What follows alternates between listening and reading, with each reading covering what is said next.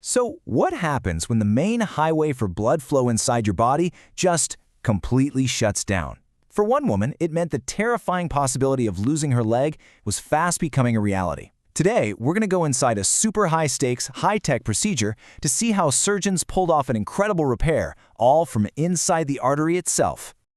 All right, so let's meet our patient. She's a 72-year-old woman, and she is in a world of trouble. She's dealing with constant, really severe pain in both of her legs, even when she's just resting.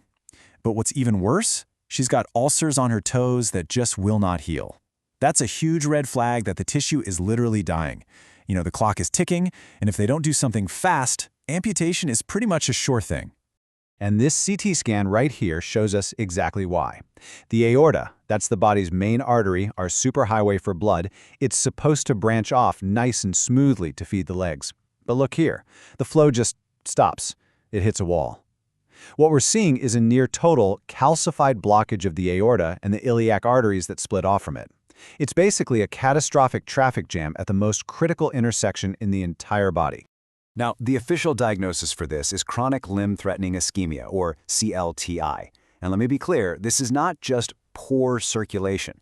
This is the absolute end stage of peripheral arterial disease. The lack of blood is so severe that the limb itself is at risk. This is a condition that threatens not just the limb, but her life, and it needs urgent, decisive action to get that blood flowing again.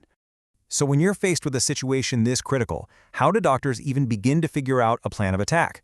Well, it all starts with mapping the blockage. To do that, surgeons use a system called the task classification. You can think of it like a roadmap for just how bad the blockage is. It goes from a grade A, which is a pretty simple narrowing, all the way up to a grade D, which, as you can guess, means you've got long, complex, completely blocked arteries. And our patient, with blockages in both iliac arteries and the aorta itself, yeah, she was a clear-cut grade D, the absolute most severe category. And here, this angiogram gives us the surgeon's eye view in real time during the procedure. They inject a contrast dye into the aorta, and you can see it flowing down from the top until it just slams into a solid wall, right below the arteries that go to the kidneys. There is practically zero direct flow getting down to the legs. The highway is completely and totally closed for business. So, with a grade D blockage staring them in the face, the medical team was at a major crossroads. See, there are two fundamentally different ways you can fix a problem like this, and each one comes with its own very different set of risks and reward.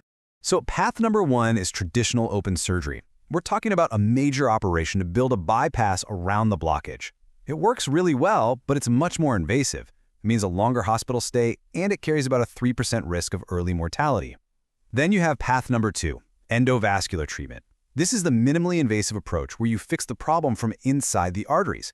And as you can see, that means a way shorter hospital stay and a lower early mortality rate, down around 1%. But, you know, the upfront risk isn't the whole story. The big question is, how long does the fix actually last? This table shows us something called patency, basically how well the artery stays open 3 years down the road. Now, open surgery has always been the gold standard, a 93% chance the vessel just stays open, no problem. But check this out. These newer endovascular techniques, like one called CERAB, are really closing the gap, with an 82% primary patency. And here's the kicker. When you add in the possibility of a minor tune-up later on, they're both at 97%. The takeaway here is huge. The minimally invasive options are getting just as durable as the big open surgeries. So, for this patient, the team chose to go the minimally invasive route. They decided to perform a really advanced procedure to literally rebuild her arteries from the inside out, using that technique we just mentioned, CERAB. Okay, let's step into the operating room and see how this is done. So CERAB stands for Covered Endovascular Reconstruction of the Aortic Bifurcation.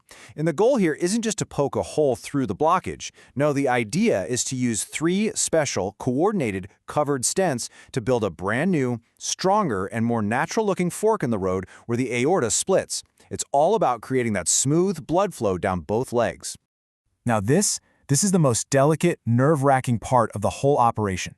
Guided only by a live X-ray, the surgeons have to thread these tiny, flexible wires through blockages that are as hard as rock.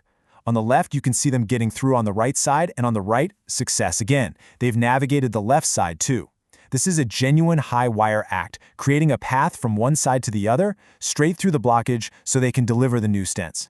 And here it is, the moment of truth, the payoff.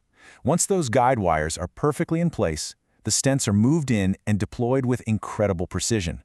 You've got a main stent that rebuilds the aorta, and then 2 more that are placed in what they call a kissing configuration into each iliac artery. They're expanded with balloons, and just like that, bam, a wide-open channel is created. The highway for blood flow is officially and powerfully back in business. The technical success on the screen was amazing, right? But the real test, the true measure of success, is how the patient does. So what happened after this incredible repair? This single number says almost everything you need to know about the power of this procedure. 2. Just 2 days. She went home in just 2 days. I mean, for a repair of this scale, that is absolutely remarkable. The constant, awful pain that she'd been living with, it was gone, instantly, and the follow-up is even better. 14 months later, she's still completely pain-free, and those ulcers on her toes have completely healed. Her leg was saved. You know, this case is just a stunning example of how far this endovascular technology has come. It's turned what would have been a massive, life-altering surgery into a procedure with a 2-day hospital stay. And it leaves us with a really fascinating question that surgeons are wrestling with every single day. As these high-tech, minimally invasive options get safer and more durable, how do we decide what the new gold standard is? And when is the classic, time-tested open surgery still the right call? It's a question that is absolutely going to shape the future of medicine.